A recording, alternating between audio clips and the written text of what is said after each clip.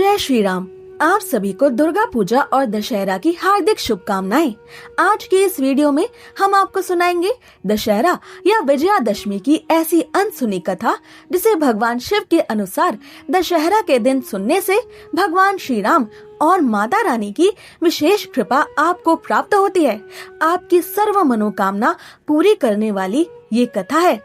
दशहरा पर श्री राम ने रावण का वध किया था, ये तो सब जानते हैं। पर दशहरा से पहले भी आश्विन मास के शुक्ल पक्ष की इस अष्टमी को ये तिथि संसार में विजयादशमी के नाम से जानी जाती थी, जिसकी कथा जुड़ी है साक्षात आदि शक्ति से। सतयुग में रंभासुर नाम के एक भयंकर राक्षस का पुत्र था महिषासुर, जो अत्यंत शक्तिशाली था। उसने ब्रह्मा जी की कठोर तपस्या की थी। तब ब्रह्मा जी ने प्रकट होकर कहा, वत्स, अमरता को छोड़कर सब कुछ मांगो। तब महिषासुर ने बहुत सोचा और फिर कहा, ठीक है प्रभु, देवता, असुर और मानव किसी के हाथों मेरा अंत ना हो, किसी स्त्री के हाथों से ही मेरे प्राणों का अंत हो। मुझे ऐसा वरदान देने की कृपा करे ब्रह्मदेव। महिषासुर स्त्रियों को निचला, लाचार और कमजोर मानता था। उसके लिए स्त्रियां केवल भोग की वस्तु थी।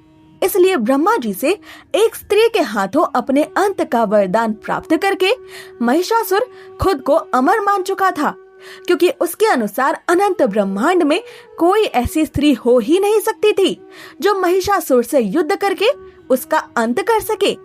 ब्रह्मा जी महिषासुर को यही वरदान देकर एवमस्तु कहकर अपने ब्रह्मलोक को चले गए।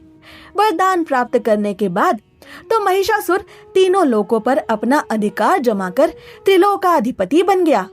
तब भगवान श्री हरि विष्णु ने सभी देवताओं के साथ मिलकर सबकी आदि कारण भगवती महामाया महाशक्ति की आराधना की। सभी देवताओं के शरीर से एक दिव्य तेज निकलकर एक परम सुंदरी स्त्री के रूप में उनके सामने तब प्रकट हुआ। हिमवान ने भगवती की सवारी के लिए सिंह दिया तथा सभी देवताओं ने अपने अपने अस्त्र शस्त्र महामाया की सेवा में तब प्रस्तुत किए। भगवान विष्णु ने आदि शक्ति को अपना चक्र और भोलेनाथ ने अपना त्रिशूल माँ दुर्गा को दिया। इंद्र देवता ने उन्हें वज्र और वायु देवता ने धनुष प्रदान किया। माँ दुर्गा ने वरुण देव से शंख और यम देव से उनका यम दंड प्राप्त किया। उसके साथ तलवार, गदा और भाला लेकर 10 भुजाओं वाली माता दुर्गा दहाड़ते हुए सिंह पर सवार हो गई। भगवती ने देवताओं पर प्रसन्न होकर उन्हें शीघ्र ही महिषासुर के भय से मुक्त करने का आश्वासन दिया। तब भगवती दुर्गा हिमालय पर पहुंची और अट्टहास पूर्वक घोर गर्जना करने लगी, महिषासुर को ललकारने लगी। पहले लंबे समय तक महिषासुर के असुरों के साथ माता रानी का भयंकर संग्राम छिड़ गया। एक एक करके महिषासुर के सभी सेनापति माता के हाथों मुक्ति को प्राप्त हो गए। फिर विवश होकर महिषासुर को भी देवी के साथ युद्ध करना ही पड़ा। माँ के इस भीषण रूप को कात्यायनी, महिषासुर मर्दनी जैसे कई नाम तब देवताओं के द्वारा प्रदान किए गए। माँ दुर्गा और महिषासुर का ये संग्राम कुल 9 दिनों तक चला। महिषासुर अपना रूप बदलता रहा और देवी दुर्गा उन सबका विनाश करती रही। अंत में 10वें दिन माँ दुर्गा ने महिषासुर को नीचे गिरा दिया और उसे भाले से बेंध डाला। रक्त रंजित महिषासुर अपने अंत से पहले माँ दुर्गा के अलौकिक आदि शक्ति रूप के दिव्य दर्शन प्राप्त करता है। विजयादशमी के दिन ही माँ दुर्गा ने महिषासुर को हराया था, इसलिए इसे माँ आदिशक्ति का दिन माना जाता है। और माँ आदिशक्ति को देवताओं ने एक नाम भी इस दिन प्रदान किया, वो नाम था विजया। तभी से दशहरा का ये दिन देवी भगवती के नाम से विजयादशमी कहलाता है। इस दिन से शुरू किए गए सभी कार्य सफल होते हैं। नवरात्रि के 9 दिन माँ आदिशक्ति की आराधना के बाद माँ आदिशक्ति की ही कृपा से 10वें दिन दशहरा पर माँ दुर्गा के द्वारा प्रदान किए गए अस्त्र से ही भगवान श्री रामचंद्र ने रावण का अंत किया था। यानी रावण के अंत में भी माँ दुर्गा की दिव्य कृपा और लीला शामिल थी। दशहरा की एक अन्य गुप्त कथा के अनुसार भगवान शिव ने दशहरा के महिमा मंडन को माता पार्वती को बताते हुए उन्हें उत्तर दिया। दुर्योधन ने पांडवों को जुए में हराकर 12 वर्षों का वनवास तथा 13वें वर्ष में अज्ञातवास प्रदान किया था। 13वें वर्ष में भी यदि दुर्योधन पांडवों का पता लगा लेता तो उन्हें पुनः 12 वर्षों का वनवास भोगना पड़ता। इसी अज्ञातवास में अर्जुन ने अपने दिव्य गांडीव धनुष को शमी वृक्ष पर छुपाया था तथा अर्जुन स्वयं बृहनला के वेश में राजा विराट के पास उनके महल में सेवा दे रहे थे। जब गौ रक्षा के लिए विराट के पुत्र कुमार ने अर्जुन को अपने साथ लिया, तब अर्जुन ने शमी वृक्ष पर से ही अपना धनुष उठाकर विजयादशमी के दिन ही शत्रुओं पर विजय प्राप्त की थी। विजयादशमी के दिन रामचंद्र जी ने लंका पर चढ़ाई करने के लिए प्रस्थान करने से पहले शमी वृक्ष को प्रणाम किया था। तब शमी के वृक्ष ने श्री रामचंद्र जी की विजय का उद्घोष किया था और हुआ भी ऐसा ही। इसलिए दशहरे के दिन शाम के समय विजय काल में शमी का पूजन आज भी होता है। तो प्रेम से कहिए जय श्री राम, जय माता दी। दशहरा की पूजा के लिए आपको गाय का गोबर, दीपक, धूप व बत्ती, जनेऊ, रोली, मोली, चावल, कुमकुम और चंदन आदि सामग्री की आवश्यकता होगी। अभिजीत मुहूर्त में ही विजयादशमी की पूजा अर्चना करना शुभ माना जाता है। हमेशा ईशान कोण में दशहरा पूजन करें। पूजा स्थान को पहले गंगा जल से पवित्र करें। इसके बाद कमल की पंखुड़ियों से अष्टतल बनाएं। इसके बाद देवी अपराजिता, भगवान श्री राम और माता सीता से सुख समृद्धि की मनोकामना करें। अब अष्टदल के बीच में अपराजिताय नमः इस मंत्र का जाप करें और माँ दुर्गा के साथ भगवान श्री राम की पूजा करें। अब रोली, अक्षत, फूल आदि की पूजा सामग्री माँ दुर्गा और भगवान श्री राम को चढ़ाएं। आप भगवान श्री राम और माता रानी के साथ इस दिन हनुमान जी की भी पूजा कर सकते हैं। ऐसा करना अत्यंत शुभ होगा। अब श्री राम और माता दुर्गा की आरती करें और जयकारे भी लगाएं।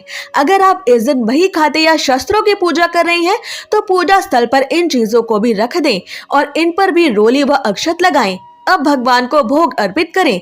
याद रहे, ये भोग घर पर बिना प्याज लहसुन के बने हुए और सात्विक ही होने चाहिए।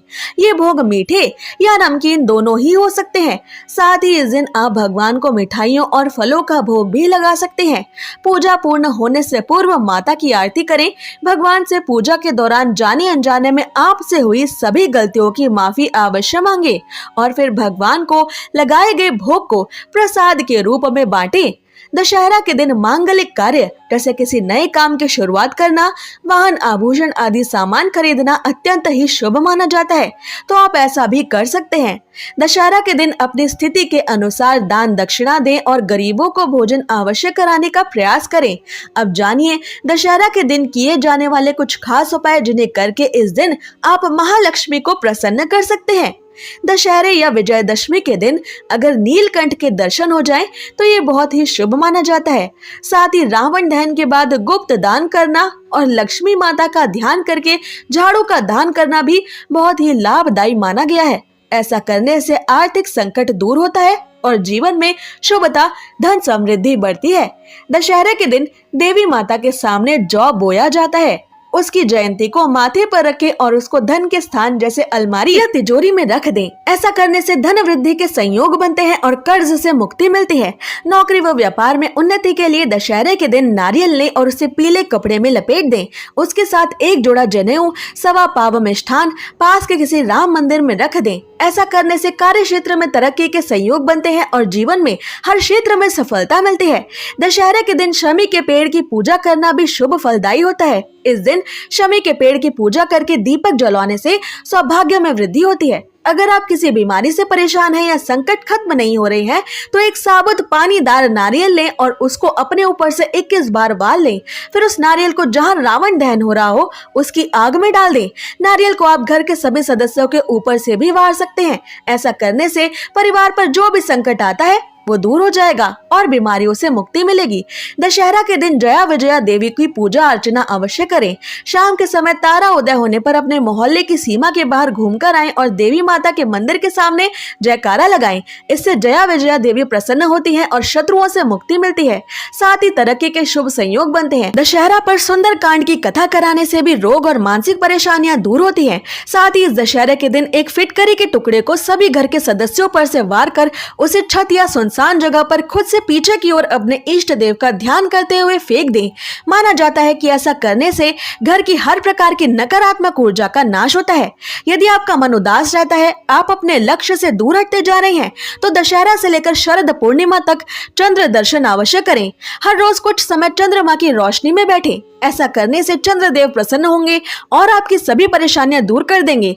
अगर आप अपने जीवन में हर तरह का सुख साधन पाना चाहते हैं, तो दशहरा के दिन मंदिर में सिंघाड़े का आटा दान करें। साथ ही दशहरा के दिन सुबह स्नान के बाद हनुमान जी को गुड़ और चना एवं शाम को लड्डू का भोग लगाकर प्रार्थना करनी चाहिए। ऐसा करने से हर तरह के दुखों से मुक्ति मिल जाती है।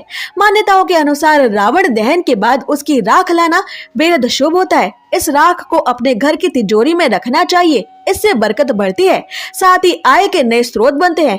ये बहुत ही शुभ फलदायक होता है। इससे सोया हुआ भाग्य जाग जाता है। व्यक्ति को साल भर तक कोई कष्ट और रोग नहीं होते। ऐसी और जरूरी जानकारियों और व्रत कथाओं के लिए हमारे चैनल को सब्सक्राइब करें।